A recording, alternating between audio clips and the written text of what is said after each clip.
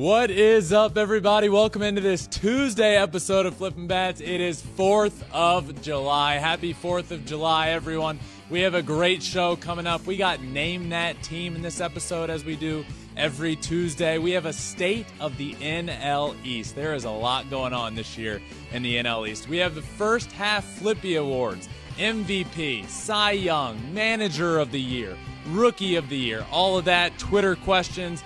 This one's going to be a blast. Let's get to it.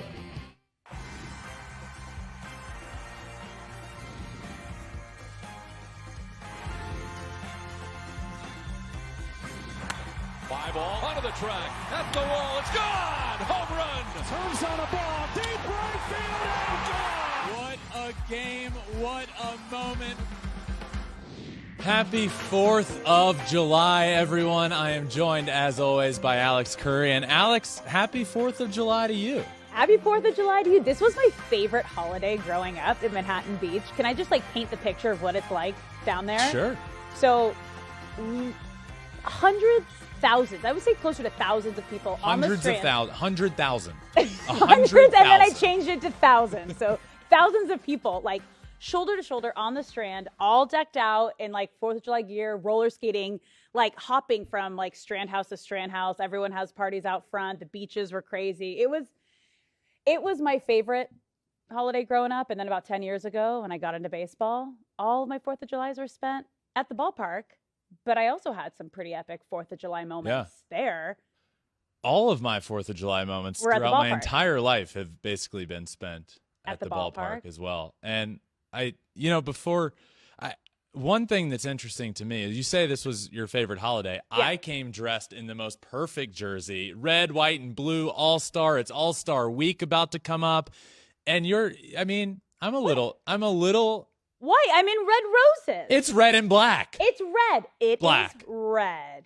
There's I always wear some kind of red. Can I show you actually one of my favorite 4th of July moments? Yes. It was 4th of July, 2014, and Mike Trout hit a walk-off home run in the 9th to win the game. And it was one of my first epic Trout photos that I got. So that's a good 4th of July memory right there. That is. Do you have a favorite one? My favorite 4th of July memory? Well, I think one of my favorite things to do every 4th of July is watch perhaps the greatest American athlete that has ever existed, Joey Chestnut. I was you talk about the hot dog contest. Joey Chestnut is an American icon, and I watch him dominate every single year. And then, every year of mine has been filled with baseball in some year. And I always love 4th of July games. Probably my favorite memory comes on a baseball field, 4th of July. I think I hit 2 homers in a game professionally on 4th of July. We were wearing jerseys, actually very similar to this one, red, white, and blue. And the crowd was packed, and it was just a really cool moment. And then I always was a sucker for post-game fireworks because I just always, even as a player, it's really cool to have that and to be a part of a game. I was a minor leaguer, never made it to the major league. So to be part of a game where there are post-game fireworks because of that game, I would always stick around. I'd go sometimes sit on the mound by myself or sit in the dugout and just watch the fireworks as music's going off and fireworks are exploding on me. And that scene that you just said, just by myself, sitting on the pitcher's mound or in the dugout, watching the fireworks, just contemplating life. No, I love that. Yeah. It's okay. That's good. This is a big week, though. It is. We have so much going on. We're going to Seattle this weekend. We're almost All-Star week. It's the beginning this weekend. So this is going to be a fun one. I'm excited. It is going to be a great week. I have a question for you. Speaking of, I'm wearing a sweet All-Star game jersey. This one's from 2018? Is it on there? Did they have a date on it? Down below? No? 2018. There you go. Good call. Thank you. So 2018 All-Star game jersey was in D.C., red, white, and blue on there. That makes sense. Alex, have you seen the new All-Star game jerseys for this year in Seattle? Not my favorite. I like them. I know you do. They didn't wow me. Okay. They didn't wow me. No, I'm not. Yeah, I've seen some really sick ones, like that one. Epic. Classic. Epic. It's okay. I think I'm gonna like them. Okay. It's really hard to tell until you see the players in them. True. And you're seeing them in person. Yeah. Ask me again. Yeah. There they are. If you're watching, you can see them. They're kind of Seattle colors in camo. Yeah, of course they're Seattle colors. Killers. I don't know. I don't know. I think I'm going to like him. It doesn't feel like an all-star I need jersey. one. Which one are you going to? Honestly? Should you like more? I like the American one more. That's one of my favorite colors. I think I would go. I wish. Oh, I know what I'm going to do. What? I'll get one of each. Okay. Ohtani American, Corbin Carroll National League, and I mean it's going to be the perfect trip. I love that. Alex. Yes. Did you know this? The first half has already officially wrapped up, though not many people realize that. The halfway mark of the season's technically like a week or so before the All-Star break. Because everyone just you think All-Star break, midsummer classic. You think midpoint of the season, and it like you say, first half, second half, but the official 81 game mark of the season has passed. So you know what we're gonna do? What are we gonna do? We're gonna have our mid-season Flippy Awards. Okay, so we're gonna go through and talk about the Cy Young winner, the MVP, the Rookie of the Year, and the Manager of the Year. However, we are just picking one player. We've talked about this. Similar like to the BVP. And you've talked about this before. Since both leagues have adopted the designated hitter, it's the same now. So why not just have the top player from both leagues? So that's what we're going to do. We're going to talk about the top player from both leagues. I am very passionate about this. I know you are. Because it made sense when the rules were different. Yeah. Because Cy Young, like a pitcher facing a pitcher every 9 at bats, is a huge advantage for a pitcher in the National League. But now the rules are the same. Just one MVP, one Cy Young, one Rookie of the Year. This isn't the point of the segment. Let's get to it. Yeah, let's start with your Cy Young. Your mid-season Cy Young winner. Who is it? My mid-season Cy Young Award winner is Shane McClanahan. Leads Major League Baseball in wins. He's 11-1 on the mound. Now, I don't love the wins category, but you have, for the majority of the year, the best team in baseball. He was the best pitcher on this team. He's 11-1 with a 2.53 ERA, 101 strikeouts, in 96 innings pitched. Now, I didn't even really look at the odds. I don't think I picked the favorite for every single one, but he is the favorite to win the NL or the AL Cy Young Award right now. He's plus 275 to win it. So he also just went on the 15-day IL with back tightness. Yes. So that's going to be a bit of a setback. I have a caveat. What? The guy that I would have picked second, I also think. Can I tell you who I would pick first? Yeah. Clayton Kershaw.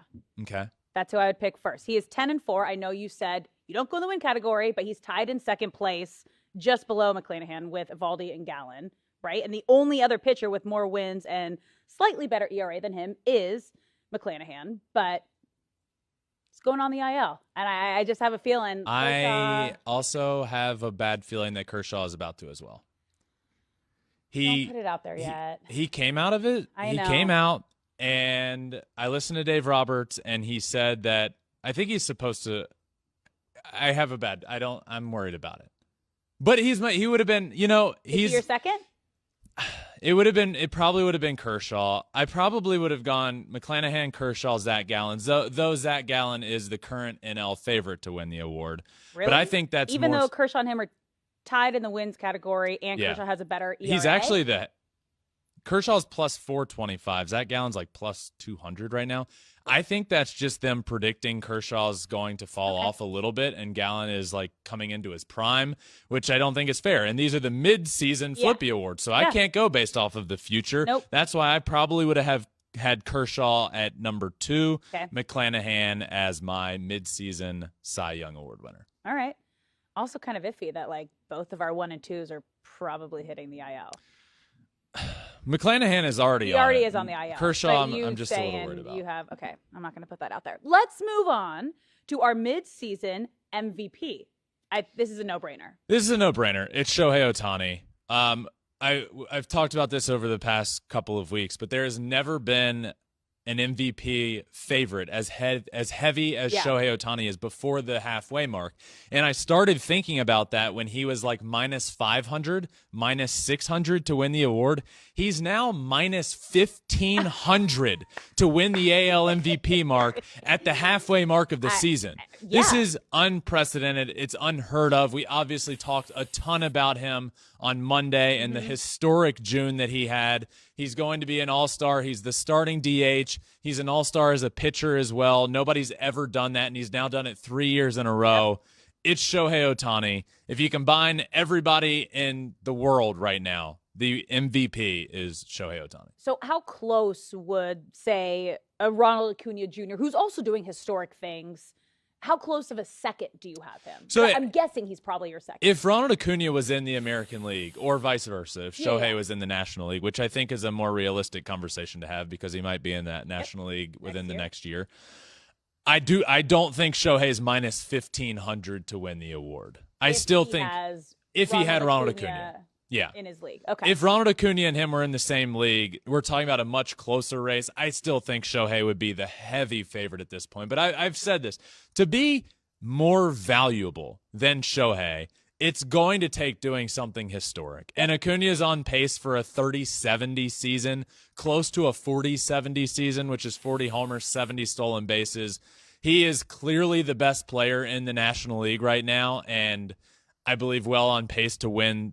He's minus 350 to win the National League MVP. Yeah. So, look, we can sit here. It's just think about this. Acuna is the heavy favorite to win in the National League right now. He's minus 350 to win it. Yeah. Shohei's minus 1,500 to win it in the American League. So, it's a much better conversation when you have Acuna and Shohei, but it's still, for me, the MVP of the first half is Shohei Ohtani. Yep, 100%. I'd like to hear someone argue otherwise because it's not going to be a compelling case. No. But let's move on to your midseason rookie of the year. I also think I know exactly who you're going to say. This brings me so much joy. I know it does. Corbin Carroll, who I clamored about all preseason into the beginning of the season, saying he's going to win NL Rookie of the Year. Well, guess what? He's now been named an All-Star in his rookie season. Epic. He's going back home to Seattle for his first ever All-Star game, which is awesome. He's batting .290 on the year, 17 homers, 24 RBIs. He's on pace for a 30-30 season as a rookie, which we talked about last year with Julio Rodriguez. It feels really good that Corbin Carroll is doing as well as he is in the first half. And my pick for first half rookie of the year is certainly Corbin Carroll. MVP CC. How close was Josh Young there, though? Because he's also having a great season, tied with 17 home runs with Corbin Carroll. Yeah, he's also an all-star, yep. A rookie all-star, which is really cool because him and Josh Young, Corbin Carroll and Josh Young, first pair of rookies to start an all-star game since 2008. Wow. And if you want to go one further there, it's the first time that a rookie has represented each league as a starter, one in the NL and one in the AL. So Josh Young has been awesome for the Rangers. It's close-ish. I mean, for me, it's clearly Corbin Carroll right now. Just his ability to do everything. His power number, he's got 17 homers. He's still stolen 24 bases. That's close to on tied for first with home runs, second in stolen bases. Yeah, .290 batting average, not bad. Very good. Yeah. Very good. And I am on a year-long mission. Yes, you are. To get the Diamondbacks to tweet MVP CC in one of their tweets. That's the new They goal? know about it because we tweet back and forth. Okay. I even tweeted, I'm on a mission for the Diamondbacks to tweet this, and they liked it. Okay. So at some point this year, I need the Diamondbacks to tweet MVP CC. Trademark, Ben Verlander. All right. Let's Okay. move on to our final category. What's the final one? Your mid-season top manager, who you've gone with. So this one I think is as tough as like Cy Young is right now. Yeah. I think there's two clear answers. Yeah. In my mind. Okay.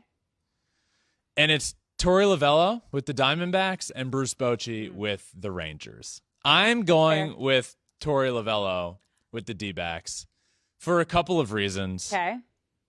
The main reason for me is nobody expected this team to be any good this year. And nobody expected the Rangers to be as good as they are. Yeah, I was like, similar argument. But they spent $500 million on their middle infield. And then you bring in DeGrom, though hurt, and totally revamp a pitching staff. Like, the team is full of stars. The Diamondbacks are full of just this misfit bunch that's leading the NL West. And I mean, I don't think anybody saw this coming. And I think with the roster that he has having as much success as Torey Lovullo has had with this D-backs team, I went with him. Though I'm not arguing, I want to make this clear, I'm not arguing against Bruce Bochy. Okay. And the benefit that the voters have on this is that they're not doing what you and I are doing right now, combining the two leagues. I mean, there's a clear NL and AL winner right now. But for our argument, there isn't. And I'm going to go with Torey Lovullo. Yeah, very similar reasons. I went with Bruce Bochy. I don't think anybody expected, I know I didn't expect the Rangers to be this dominant this season. We knew they were in a building. We knew they were going to get there within a couple of years, especially seeing the investment that they were making in their team and with these players and making these big offers, these big signings. But to do it this year in the same division as the reigning champs, Astros, and they have been in first place maybe 95% of the season, all maybe year. The whole 100% It's fair of the to say season. all year. Majority of the season. Both these teams, as you mentioned, D-backs and Rangers, are in first place in their divisions. Each have 50 wins. Each a very surprising first place. Insane. So that's fair. That's both. I don't think there's a wrong answer. No. Here. But I just think, with everything, I just think the roster that was given, if you were just to look at the rosters on paper, you would say the Rangers should be really good. And that piece that they needed to pull it all together was Bruce Bochy, which is great. And the reason I went with Torey Lovullo is because of this really young roster, rookies, a lot of unproven talent, and you're just kind of piecing it all together. And for that reason, Alex, I went with my first half Flippy Award for manager is Torey Lovullo of the Diamondbacks.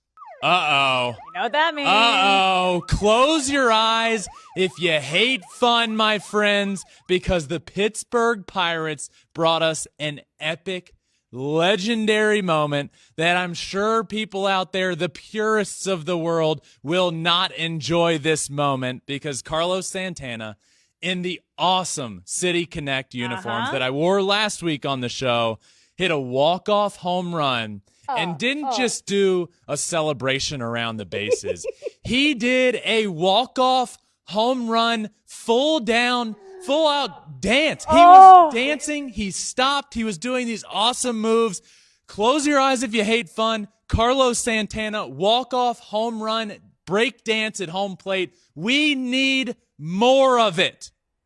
This was everything and more. This should be the starting point of a new home run celebration. That it does. It sparks joy that every player and team, if they have that kind of personality, need to adopt and find their home run celebration dance. Ben, if you had a home run celebration dance, what would it be? You know what, Alex? You know what? It'd be difficult to explain. We're in a brand new studio. Let me go up here to our brand new floor. Let's get a home plate in the floor, and I'm going to explain to you what my walk-off home run dance would look like. There's going to be a lot to it, okay, so bear with me.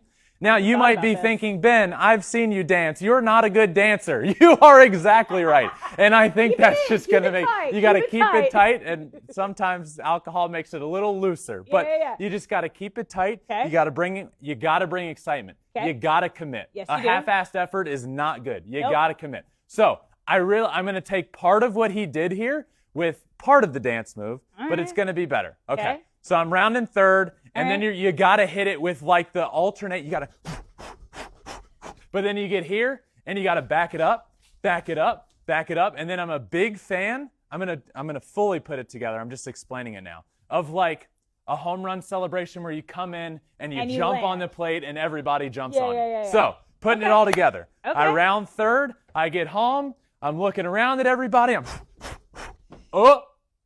back it up, and I pick up my microphone. You come in.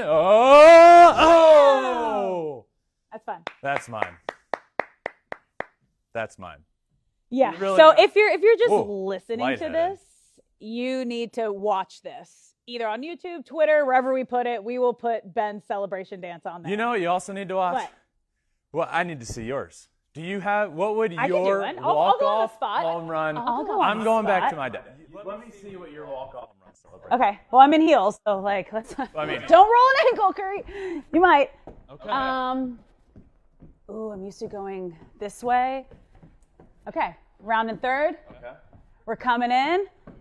Hey, yeah! Oh! Bam! I like that. Out. I like that. That's good. That's it. What we are in agreement on Yes. is that You gotta slam home. I can't dance, Yeah. but I will have fun. And two, No, I have plenty of footage of you dancing. In the archives. and you can agree Yes, it's that beautiful. I can't dance. It's beautiful. It's pure entertainment. What baseball needs. Yeah, I agree with you. We Yeah. need to use this as a springboard. it does. To do this more. That's We what. saw it in the NFL. Yeah. And it became like a whole identity thing. Like everybody has their celebration. They practiced it with teammates. It makes it fun. It's great for social. Kids love it. They're gonna mimic it, and it makes baseball fun. It's like what the baseball world did with the home run celebrations and dugouts. Yes. One team started doing it, and then everybody starts doing it. Carlos Santana does this. I guarantee you, nobody Let's do out there it. is looking at that like, well, I don't want to do that ever. No, everybody wants to do that. Everyone wants to do it. More walk-off home run celebrations. Close your eyes if you hate fun, my friends, because more and more fun is coming to the game of baseball. Not us. We are wide open, and I liked our celebration. We are wide open. That was great. That was great. Moving on from our dance moves to now the state of the NL East. Yes. There's a lot going on in the NL East. So I want your 3 biggest takeaways, your mid-season takeaways of the NL East. What's the first one? I'm not going to put these in any order. Okay. Just kind of three takeaways I have from this crazy division. One being the Atlanta Braves. Oof. Yeah. And I'll call back on this because it's pertinent here, but I predicted the Braves to be in the World Series from the You did. National League. And I feel better about them now than I did when I said that. And it's just been a remarkable month of June for them. They've homered in 20 straight games, and they're in first place by a large chunk in the NL East. 9 games. Over the Marlins, who Yeah. they just finished off, they just dominated them in a series, the second place team in the division. And I've just been so impressed with this Braves team and the Braves organization for what they've been doing they're the best team in baseball right now. They were number 1 in my power rankings yesterday, taking down the Rays for the first time in all year, All year. basically. Yep. So I just think about this Braves team, what they've gone through over the last year plus. They lose their league MVP in Freddie Freeman. They lose their franchise shortstop in Dansby Swanson. They traded away their all-star catcher from last year in William Contreras. And what's been the result? They're the best team in baseball. Yeah. And they added Matt Olson, who's an all-star at first base. And if it weren't for that MVP they lost in Freddie Freeman, Matt Olson's probably the starter at first base. They had Sean Murphy, who's the all-star starting catcher behind home plate there. Orlando Arcia, the replacement for Dansby Swanson, who everybody was worried about. Guess who's starting at shortstop for the National League in the All-Star game? It's Orlando Arcia. The Braves hit 61 home runs in the month of June. I mean, they're just on a crazy pace right now, or on a tear at the plate. The next closest, by the way, the Angels, hit 47 homers in the month. The Braves hit 61. 47. 15 of those were from Shohei Ohtani. Exactly. A third of them were Shohei, basically. And the Atlanta Braves have 8 All-Stars. 8. Yeah. It's the most in a single season in the franchise's history. It's also the first time ever that our entire infield, as in the Atlanta Braves' entire infield, has been selected to the All-Star game. And I thought this was really cool because Ron Washington is like a favorite around baseball just from, he's had a great career. He was the manager of the Rangers when they went to the World Series, and he was awesome to watch there. But now he's the third base coach and infield coach for the Atlanta Braves. And when the Atlanta Braves had their entire infield named to the All-Star team, Ron Washington said, "This probably is the greatest day of my career." Oh. It's just the vibe there is so great. So my one takeaway is that the Braves are They are what we thought they were. Wait, who you thought they were? Who you were raving They are about? who I thought they were. I mean, it's crazy. They're the only team to win every series in June. And as you mentioned, I mean, they are running away with the division that we thought was probably going to be a little closer. I think everyone thought it was going to be way closer, especially with how much money that the Mets invested. On to my point number 2. Okay, move to your point number 2. The New York Mets. There we go. And the disappointing season. I think disappointing is the nicest word I could have possibly used. The disappointing season that the New York Mets are having. I spoke a lot about the Braves. Alex, on June 1st, the Atlanta Braves had a 3.5 game lead in the division over the New York Mets. 1 month went by, and that lead over the Mets has gone from 3.5 games to 18.5 games. It's to 19 now. I mean, it's remarkable. It's bad. And that's not just the Braves doing well. It's also the Mets not doing well. The Mets, as you mentioned, the Braves won every series in the month of June, the only team to do that. The Mets lost or tied every single series in the month of June. You can't do that with the roster that they have, with the payroll that they have, with the former all-star guys that they have on that team. It's shocking. It's honestly shocking. The only all-star for the New York Mets is Pete Alonso. Yeah. They have one. With that entire roster, they ended up with one all-star. And that's how, I mean, it's not pretty. So we'll see. Maybe they can turn things around, but I feel like all year long the conversation has been like, it's early, they have time. I'm like right around now getting to the point where I don't halfway know through the season. Yeah. We are halfway through the season, and they are 19 games out of first place, and they are not getting better. Yeah. It's brutal. Not good. That's your final takeaway. The Marlins. The Marlins are my takeaway. What about And it? I'm going to think through this. Okay. I'm going to think through it because I don't have it in my mind well written out. But here's my thoughts with the Marlins. Are they good or are they not good? Is the question. To be or not to be? That is the question for the Marlins. I've been saying for a while now, the Marlins are extremely underrated and they deserve a ton of credit for how good they've been this year. And they really have it. They have a really good starting rotation. They have a guy that's hitting around about 400. They have a high average guy. They have Jorge Soler, all-star Jorge Soler, who can hit you 3 homers in a night at any given time. But they have never been seen as like this juggernaut. And even still, I put them in power rankings, and it's like, really though, the Marlins? And my answer is yes, but then they go into that series with the Atlanta Braves, and they just leave you scratching your head of, can this team, the Marlins, who are in second place in the NL East, can they compete with the juggernauts of the league? And I worry about them. I've been high on them, but seeing the way that the Braves took care of them in that series quite handily was just, it wasn't good. So for me, my takeaways are the Braves, the Mets, and with the Marlins, it's what are you? Are you good enough? I know they're good. I know they're good. Are you good enough to take down the league's elite teams? Because you can't make the playoffs if you're not. No. You can't. So they have the pieces, and they have guys. They have all-stars. But, yeah, I think this was a very telling series. Yeah. That just happened. I agree. Yeah, that's fair. There's just a lot going on in the NL East. And one of my takeaways is it's not the Phillies, but that's also kind of they would also be along the line of like, what are they? Like, can they hit 12 games out of first base? I mean, you got Schwarbombs going like all through June and into July, but yeah, it's one kind of NL East take that I will stand for. What? The Nationals stink. And that is your NL East deep dives into the division. That's fair. All right, let's have some fun because it is time for Name That Team. We are still in the outfield. So I'm going to give you either the high school or college they were drafted out of or the country that this player was signed out of. Yeah, I'm ready. Ready I'm a little nervous. Why?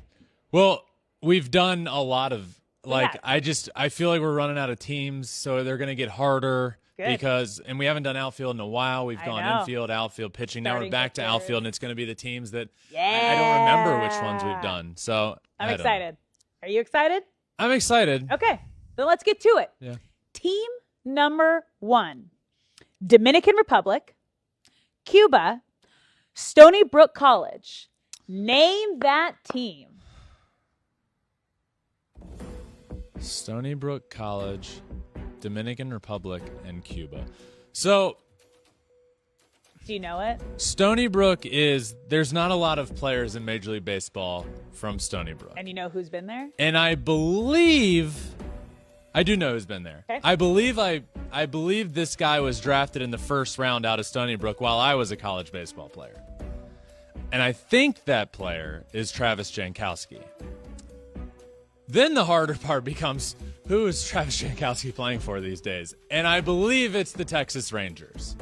Is that your final answer? Yeah, well, I got you got it. All right, you got it. Because then you have Adolis Garcia and Leody Taveras. Okay. Yeah. 1 for 1. Good job. Thank you. Team number 2. Okay. You ready for this? Yeah. Team number 2. University of Nevada, Louisiana State University, high school in Georgia. Name that team. Go ahead, take a look. High school in Georgia, a Nevada center fielder in right field from LSU.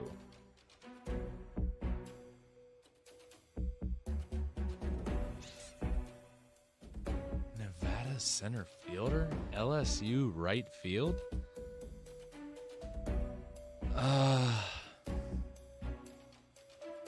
I don't know if I'm going to get there. High school, 30 seconds. Georgia. High school, Georgia. Nevada center field. Do you want to phone a friend? Who am I going to phone? 10 seconds. What, am I going to call up Alex Bregman and said, who's the right fielder that gets a Very LSU right exciting young guys on the team. Very exciting. One. I don't know. Go. I don't know it. The Reds. Wait, you look at me like I was supposed to know. Yeah, Like, I almost was going to say, like, very exciting rookie class, best rookie class. And you Yeah, would well, know that's because too we many talked about hints. that. So I Yeah. was like, not trying to just give you the answer. I didn't know that. I You didn't had know. no idea? Okay. TJ was Nevada. Rake Fraley, Will Benson. That's a tough okay. one. That's tough. 1 for 2. Oh, no. It's all right. Oh, You're no. at 50% right now. Okay. Let's see if you can finish on the positive side here with team number 3. California State University, high school in Tennessee, Venezuela. Name that team. Venezuela, California State University, and high school in Tennessee. Sac State. Sac State? Okay. Venezuela, Cal State, Sacramento, high school in Texas. Any idea? I mean, these are getting so hard. High school in Tennessee. Venezuela. Cal State, Sacramento. Cal State, Sacramento. I feel like there's a chance I had the guy on Flippin' Bats. I feel like, is he a friend of the pod? Yes. 5 seconds. Also, high school in Tennessee, was committed to a college, but then got drafted out of No! I'm out of time. Dodgers. And James Outman. Yep. Dang it! Yeah. I thought you had it when you asked that. I was close, but then I forgot which one, Oh. which guest. So then my mind was going crazy. David Peralta, James Outman, Mookie Betts. Yeah. Yeah. It's all right. Not your day. Some days you're the windshield, some days you're the bug. Today you were the bug. Today I was the bug. That's okay. Let's turn the mood around and finish Yep. off this episode with some TQs, some fan Jesus questions Christ. on Twitter. You love it. Twitter questions Twitter is what Alex TQs. means. You love it. Stop. Okay, let's get to our first fan question. Okay. You ready for this one? This one comes from Stavo. Okay. Will the Astros come back and win the West, or will they miss the playoffs altogether?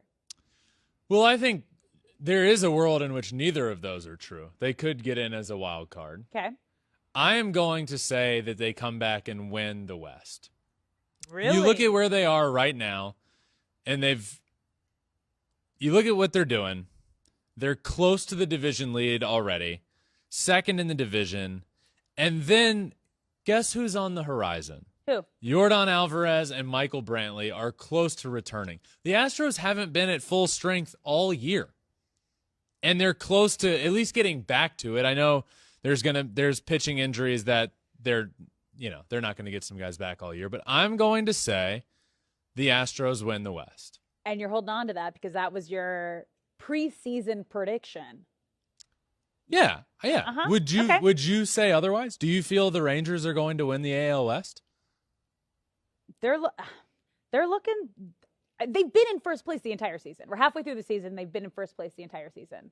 Yeah. They're going to make some moves at the deadline. We've already seen that happen a month out. So I think it's going to be a fair shot. I think it's going to come down to the wire. And that's the such a Angels need to cop-out. figure something out too. They need to go on a streak here. Let the record state I chose an answer, and Alex's response was, it's going to come down to the wire. Yep, you're welcome. You Okay, heard it here let's first. move on to our second fan question. Okay. This one comes from V-Twins. Do the Padres have what it takes to extend Soto and sign Ohtani? Also, what could a Mets contract for Ohtani look like? Last, could there be any mystery team for Shohei that could show up at the end, like what happened to Aaron Judge? There's a lot going on. V-Twins hitting us with 3. Let me answer the first one. Do the Padres have what it takes to extend Soto and sign Ohtani? That is a question for the owner and how much money he wants to spend. My gut says no. Yeah, there's also been like trade rumors that Soto might be on the trade block for the Padres if they can't figure it out down this final stretch. There are. And he's going to have his pick. He's going to get to choose where he wants to go. I don't think the Padres are going to have. I don't think in 2 years we're going to look up and Juan Soto and Ohtani are both going to be on the Padres. No. I think if they. I do think the Padres are in play for Ohtani. But then I think that would mean they're going to move Soto. Yeah. I don't see a world in which they can spend $600 million. Well, that's going to be on one player. Yeah. Then you're also going to have to spend. Soto before the last year and a half, we were talking. He had $400 million on the table. Yeah. I don't think he's going to get that anymore. But we're still probably talking 200 to 300 in there. So we're talking close to $1 billion for 2 players. I don't see that. No, I don't see that. I'll happening. say no there. Okay, the next could a Mets contract for Ohtani look like? A Mets contract for Ohtani. To get Ohtani on the East Coast is probably going to have to be like $700 million or $750 million. I think he wants to be West Coast. I've said that all along. Yeah. And I think it's not going to be like a small amount of money that could convince him because Shohei, it's not about the money for Shohei. And obviously that's, it is about money to a degree, but with Shohei, I really don't think his number one priority is making the most amount of money. He's going to get over $500 million, and I don't think like a few million here or there are going to sway him. He wants to win. Yeah. He deserves to win. He should win. So I think if he were to go to an East Coast team, it would take an offer that you quite literally can't refuse. So I'll say $750 million. All right. What was the last one there? Could there be a mystery team for Shohei that could show up at the end? I'll say the Giants. Just are a mystery he wants to be team. West Coast. Yeah. Is that much of a mystery? I think anything outside of like my brain, when I think where is Shohei going to go, goes to Dodgers, Padres, Mariners are kind of the 3 for me. Okay. And I think there's a chance the Giants slide in there. All right. It'd be a great fit there too. I'll say the Giants. All right. That's fair. We got one final Twitter question here. All right. This one comes from Abby. Give your post All-Star Game break predictions. Who's hot? Who flops? This is my friend Abby Jones, Todd Jones's daughter. Shout out Abby Jones. Thanks for the question. Hi. Todd Jones, Detroit Tigers legend. Love this. Yeah. Okay. So who's hot? Who flops? And does the break mess with a team's rhythm of success? Post All-Star Game predictions. Okay. Who's hot and who flops? Yeah. Yeah. I don't like predicting who's going to flop. I know. But I will say who's hot. Okay. I think the Diamondbacks are good enough to stay hot. Do they win the NL West? Well, Abby didn't ask me to predict that. So I'm going to say the Diamondbacks are good enough to get into the playoffs and they stay hot. That's one team. I think we see both the Padres and the Mets get hot. It just becomes will they have enough time? Or is it before the trade deadline? Because if it's not before the trade deadline, both of them have to be sellers. But even if you are let's say the Padres sell Juan Soto and trade him. Yeah. They're still a team that should have made the playoffs. I still think they will be good enough to get hot. You're just kind of admitting that you're not going to do it this year. But I think both of those teams get hot. Who flops?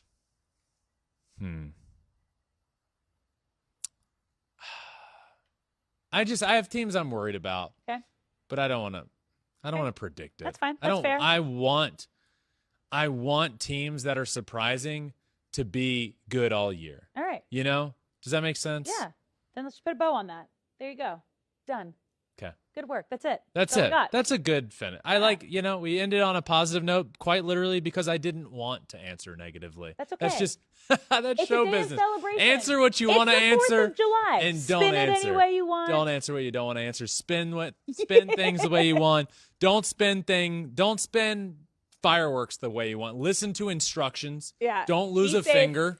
Be safe tonight. But light them up. Let them go. Have at it. Protect your dog's ears. It'll be a good night. Happy 4th of July, everyone. Thank you 4th. for listening to our 4th of July episode where I came dressed for it and Alex is just wearing red. Is it Valentine's Day? Is it 4th of July? Who knows? We're fighting. It's okay. Close out the show. Okay, we're done. Thank you all for listening. Make sure you you. subscribe anywhere you listen to your I wanna go podcast. home. Apple, Spotify, wherever. We're also on all social media, Twitter, Instagram, Facebook, TikTok, and you can watch every single episode on YouTube as well at Flippin' Bats Pod for all of them. That does it for this first Tuesday episode. We have a bonus edition this week in Ohtani news coming out as well. And tomorrow, Wednesday, Stephen Kwan of the Cleveland Guardians is joining. Thank you all for listening. Happy 4th of July, everyone. Until next time, this has been another episode of Flippin' Bats. Peace.